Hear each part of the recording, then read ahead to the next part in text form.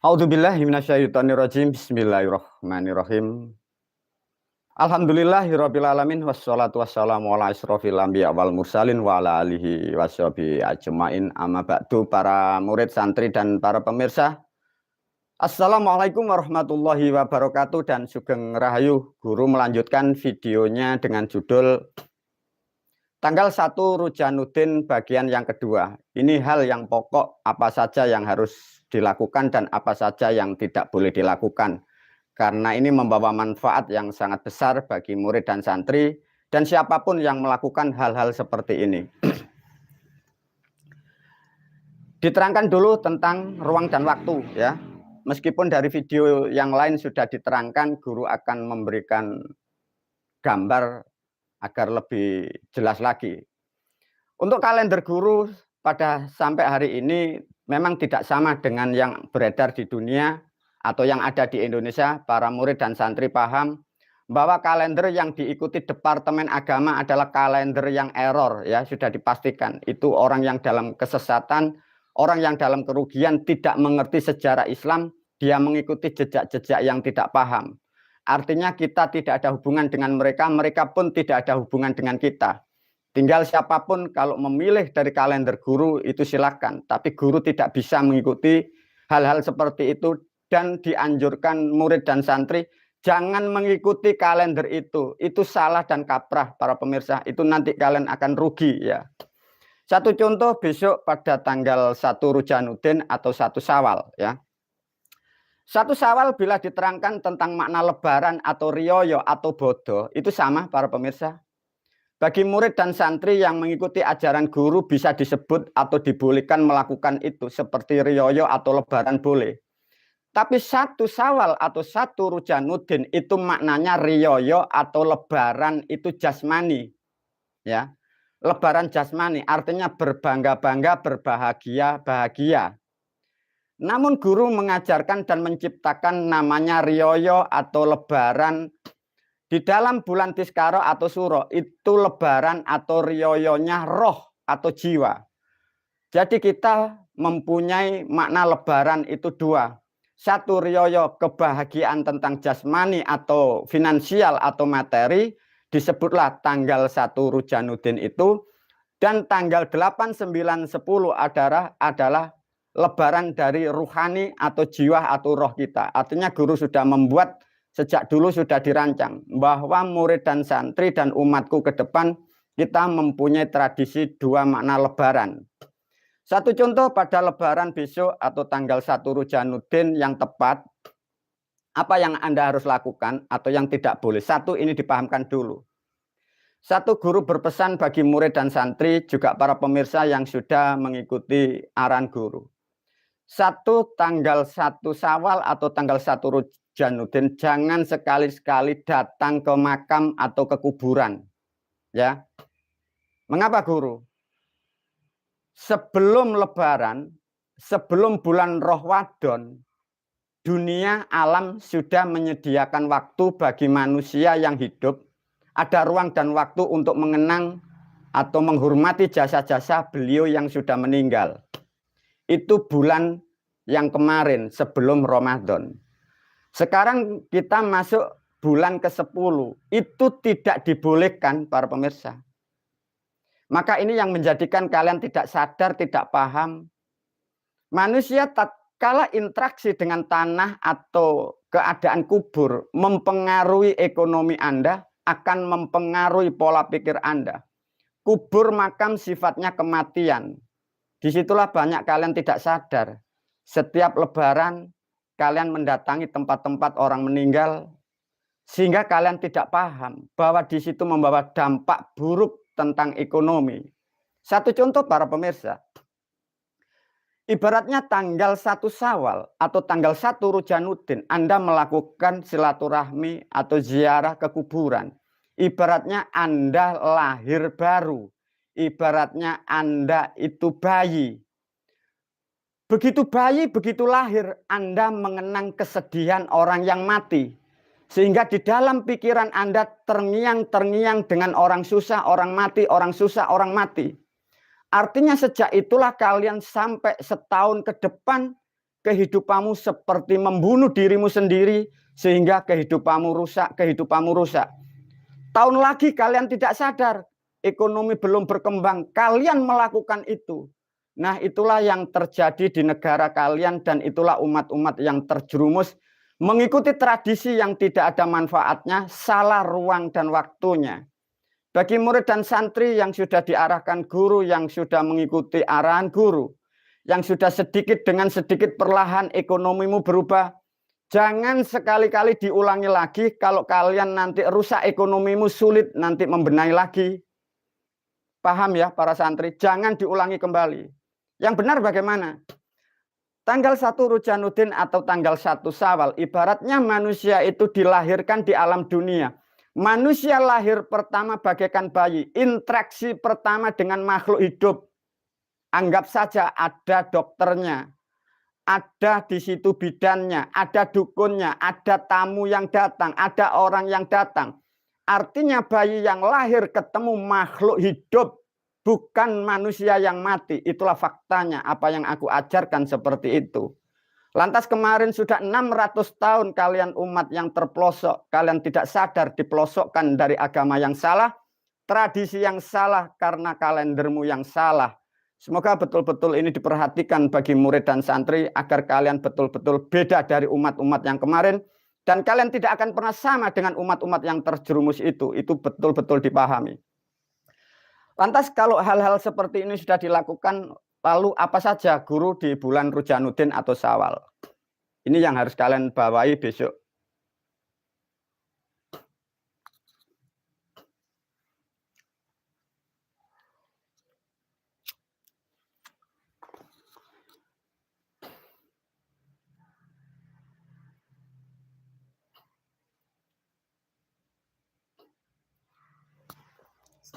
Disampaikan kembali para murid dan santri dan para pemirsa ya. Untuk ruang dan waktu tidak boleh salah. Besok pergantian tanggal 1 Syawal. Ini kalender dari leluhur kita. Guru membuat persamaan, diganti namanya, diberi nama baru Rujanuddin ya. Besok tanggal 1-nya jatuh hari Jumat Wage, umumnya tanggal 12 April ini. Jadi artinya para murid dan santri, para pemirsa yang mengikuti guru barangkali ingin melakukan sholat Rujanuddin, lakukan pada hari Jumat Wage, tanggalnya 1, tanggal Tritunggal, tanggal 1 kalender Islam yang asli ini, tanggalnya 12. Untuk melakukan sholat Rujanuddin itu waktunya pagi sesuai yang di kitab kemarin yang sudah diterangkan di videonya. Yang penting 1 ini waktunya. Ya. Jangan digubah. Biarkan orang-orang yang tersesat, orang-orang yang terpelosok, agama yang terkutuk itu biarin membuat acaranya dia sendiri, kalian dinasihatin guru jangan ngikut. Kalau kalian rusak kehidupanmu, rusak ekonomimu, yang mengajarkan tak akan pernah peduli dengan kalian, dipahami itu ya. Maka guru betul-betul menasihatkan karena apa? Para murid dan santri kalian dalam komando, dalam pendidikan, dalam arahan guru. Ada apapun kalau bila Anda kurang, guru yang bertanggung jawab. Artinya kalian harus mengikuti apa yang diajarkan guru, apa menjadi arahan guru. Karena bila ada hal yang kurang baik, guru dan timnya pasti akan turun apa-apa yang kalian butuhkan. Ini hal yang harus dilakukan. Lantas apa saja guru bila ingin melakukan tanggal 1 Rujanuddin atau tanggal 1 Syawal?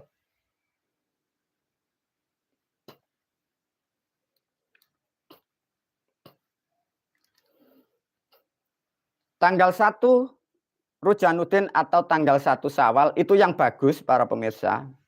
1 ada namanya budaya, itu sangat manfaat, namanya mercon atau petasan. Ya. Buatlah acara tradisi ini, satu contoh menyalakan atau membunyikan itu di pagi hari. Itu bisa nanti jam 4, jam 5, jam 6, jam 7, jam 8, paling lama itu jam 11 siang. Malam bisa dilakukan, satu contoh malam tanggal 1. Satu contoh ditetapkan tanggal 1 itu hari Jumat. malam Jumat malam itu sudah bisa melakukan nyumet atau menyalakan petasan, tapi waktunya kurang tepat. Yang tepat itu paginya. Jam mulai 4, jam 5, jam 6, dan jam 7, maksimal jam 11. Artinya bisa dikombinasi, barangkali malam menjelang 1 Rujanuddin atau 1 Syawal, nyalakan petasan itu yang kecil-kecil, baru paginya itu yang agak besar. Manfaatnya apa para pemirsa? Satu, ada petasan nanti yang di bawah, yang tidak dinaikkan seperti yang roket itu. Itu bila kalian mau melakukan satu contoh, diibaratkan ruang dan waktu pada tanggal 1 Rujanuddin atau tanggal 1 Syawal tepat ruang dan waktunya. Bila kita membuat tradisi, menyalakan, membuat ledakan, jedar, itu bermakna agar pikiran kita lebih luas, lebih longgar. Kehidupan kita setelah tanggal 1 Syawal dan setelah bulan Syawal masuk tahun yang akan datang, hoki kita akan menyebar lebih luas, ekonomi kita akan melebar, kemampuan berpikir mental kita, keluarga kita akan lebih besar. Itu maknanya seperti itu. Cara untuk melakukan itu satu, bila kita atau Anda para pemirsa, kalau bisa ya, barangkali punya tempat usaha. Satu contoh warung atau toko atau pabrik. Nyalakan di halamannya. Jadi di halaman itu nyalakan petasan seperti itu. Bisa yang di bawah itu yang besar, bisa Anda yang seperti roket atau Apollo itu dinyalakan di atas. Itu yang baik memang di tempat Anda membuat karir. Satu contoh toko, warung, perusahaan. Dengan demikian kalian berharap warung, toko, perusahaan Anda itu akan lebih besar. Banyak relasi, banyak orang yang akan tahu bahwa Anda mempunyai usaha. Itu manfaatnya seperti itu.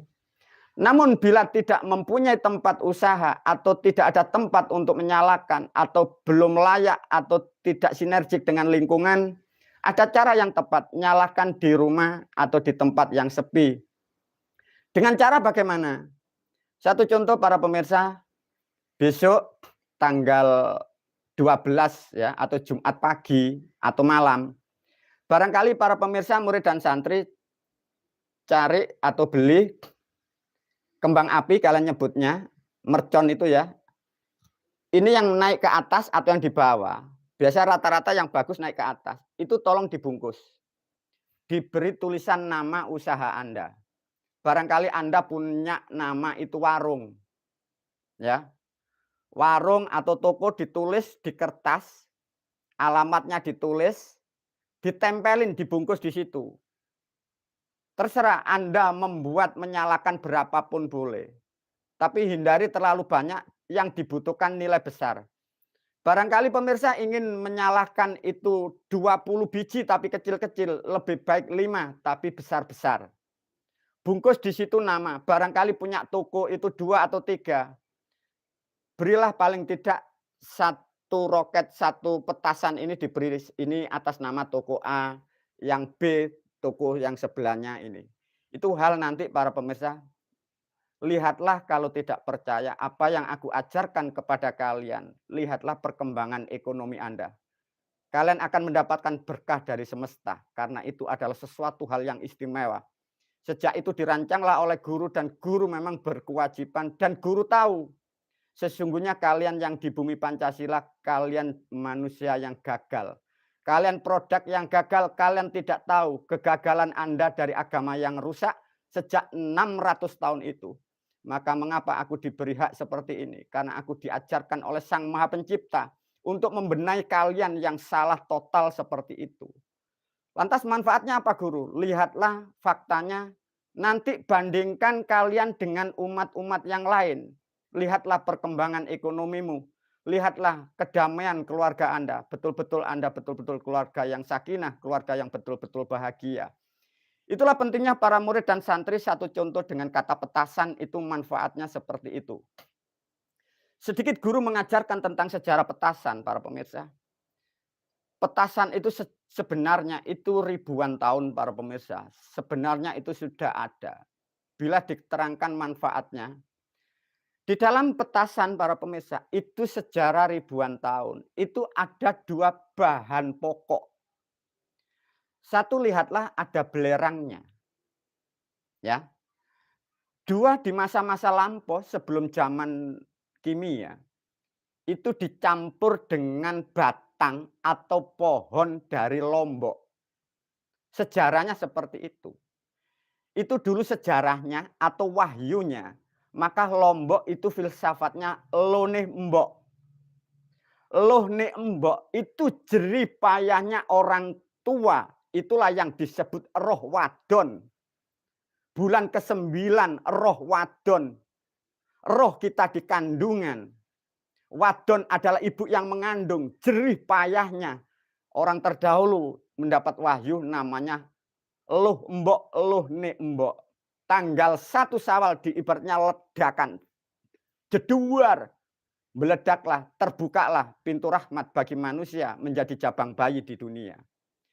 Artinya di dalam petasan itu ada nilai yang sangat sakral para pemirsa. Tatkala siapapun manusia, kalian mampu dan bisa melakukan seperti itu. Paling tidak kalian akan mendapatkan ridho dari roh seorang wanita seluruh dunia yang atas nama wanita itu. Lantas ada hubungan dengan belerang. Paham tidak para pemirsa? Belerang itu dihasilkan dari laut atau dari gunung.